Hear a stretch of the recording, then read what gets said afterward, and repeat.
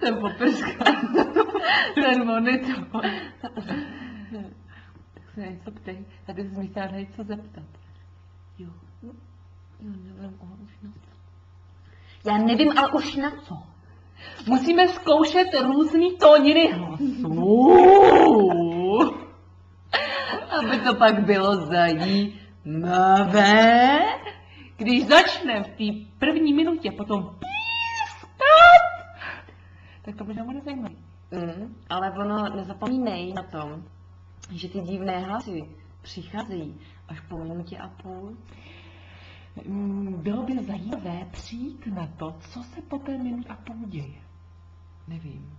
To něco... Je to jako docela velká záhada. A myslím, že se to stalo na západní břeží ve 20. letech. Ano. My to teďka víme. My zjistíme, co se tehdy ve 20. letech 15. století na jihově, na středozemí, já nevím kde, co je stalo. Dále je to otečnost.